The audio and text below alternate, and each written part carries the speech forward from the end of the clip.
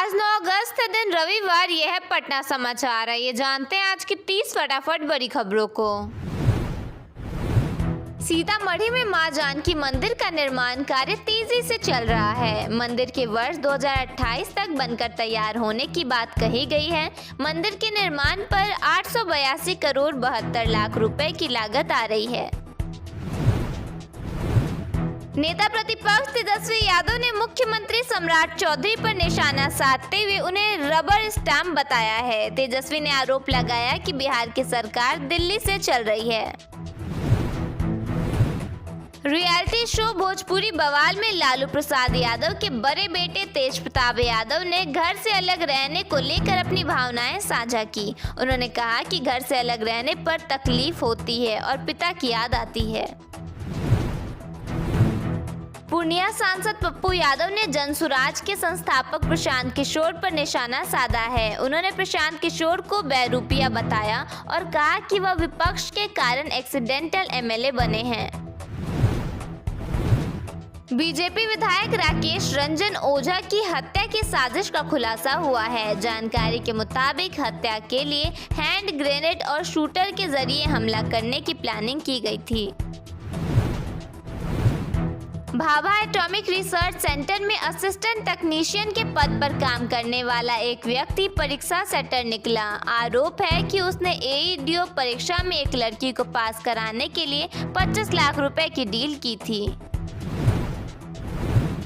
नालंदा का अजीत सिंह नाम का एक कुख्यात अपराधी करोड़ों रुपए की डकैती करने के बाद देवघर पहुंचा था। वहां उसने भोलेनाथ का जलाभिषेक किया। जलाभिषेक के बाद लौटते वक्त जामतारा से पुलिस ने अजीत सिंह को उसके साथियों समेत गिरफ्तार कर लिया।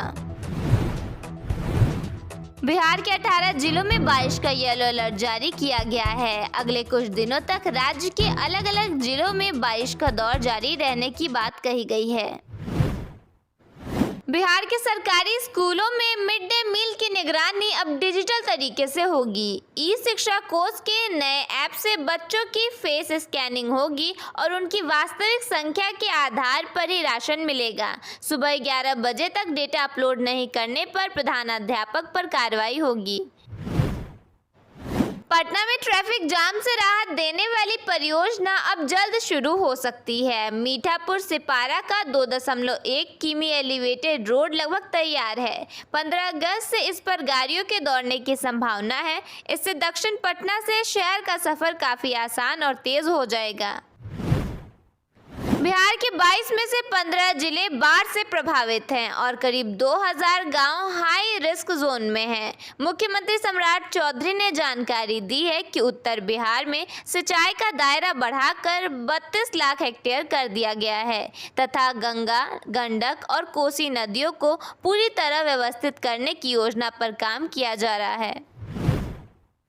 मुख्यमंत्री सम्राट चौधरी ने मानव तस्करी के खिलाफ सख्त कार्रवाई का ऐलान किया है। उन्होंने कहा कि बिहार से गायब हुए बच्चों और महिलाओं को वापस लाकर उनका पुनर्वास किया जाएगा। सीएम ने कहा कि यह सरकार के लिए एक चुनौती है, लेकिन इस दिशा में गंभीरता से काम किया जाएगा। पटना का जेपी गंगा पथ अब युवाओं का पसंदीदा डेस्टिनेशन बन गया है, जहां खूबसूरत गंगा किनारे का अनुभव मिलता है। शाम के समय डूबते सूरज की सुनहरी रोशनी में यह जगह बेहद आकर्षक लगती है। यहाँ की हरियाली और फूलों की महक सुकून भरा माहौल बनाती है। बिहार के अररिया जिले में निगरानी विभाग ने बड़ी कार्रवाई करते हुए उद्योग विभाग के बड़े अधिकारी अनिल कुमार मंडल को 50,000 रुपए की घूस लेते हुए रंगे हाथों गिरफ्तार किया है। आरोपी अधिकारी ने एक काम के बदले शिकायतकर्ता से रुपए की मांग की थी, जिसके बाद सतर्कता टीम ने जाल बिछाकर उन्हें उनके किराए के मकान से पकड़ लिया है और आगे की कानूनी कार्रवाई के लिए अपने साथ पटना ले गई है। बिहार के सहरसा जिले में डीपीओ अजीत अमर के 4 ठिकाने पर ईओयू की रेड पड़ी है। छापेमारी के बाद डीपीओ की काली कमाई उजागर हुई है। इस दौरान डीपीओ के ठिकाने से 40 लाख के जेवर, 6 बीघा जमीन, आलीशान घर समेत कई तरह के डॉक्यूमेंट्स मिले हैं। बांकीपुर उपचुनाव में भाजपा की हार के कई कारण सामने आए हैं, जिसमें अति आत्मविश्वास, स्थानीय मुद्दों की अनदेखी और आंतरिक कलह प्रमुख वजह हैं। जनसुराज ने भाजपा के एक सांसद का वीडियो प्रसारित किया है। इसमें सांसद कह रहे हैं कि भाजपा किसी पालतू को भी उम्मीदवार बना देगी तो वह जीत जाएगा। भाजपा ने इसे गंभीरता से नहीं लिया, मात्र इस प्रचार ने भाजपा को बहुत नुकसान पहुंचाया है। मतदाताओं ने इसे अहंकार की पराकाष्ठा माना है। बिहार सरकार ने सड़क और पुल निर्माण के लिए नाबार्ड से 21,000 करोड़ रुपए का ऋण लिया है। यह राशि पूर्व मुख्यमंत्री नीतीश कुमार द्वारा घोषित प्रगति यात्रा की परियोजना पर खर्च की जाएगी, जिससे राज्य में बुनियादी ढांचा मजबूत होगा। बिहार के भागलपुर जिले को रेलवे की तरफ से खास तोहफा मिला है। 3 रेलवे प्रोजेक्ट पर मंजूरी मिलने के बाद पहले से और भी ज्यादा रेल कनेक्टिविटी मजबूत हो सकती है। इनमें भागलपुर दुमका रामपुर हाट रेलखंड के दोहरीकरण, नया बाईपास लाइन और भागलपुर जमालपुर के बीच तीसरी रेल लाइन शामिल है।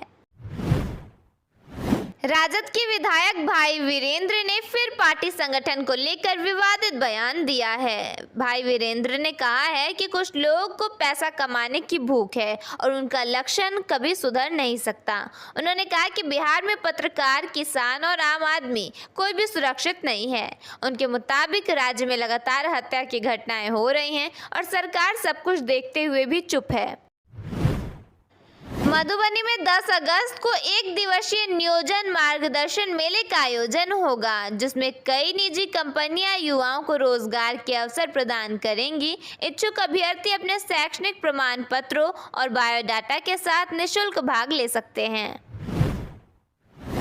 कांग्रेस सांसद और लोकसभा में नेता प्रतिपक्ष राहुल गांधी ने महिला आरक्षण पर संसदीय कार्य मंत्री किरेन रिजिजू की टिप्पणी का जवाब दिया है।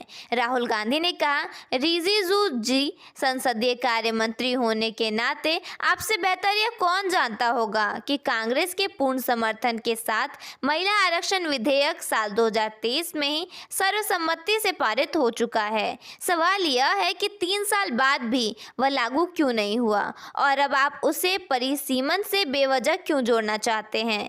साल 2023 का कानून लागू कीजिए बिना किसी शर्त के।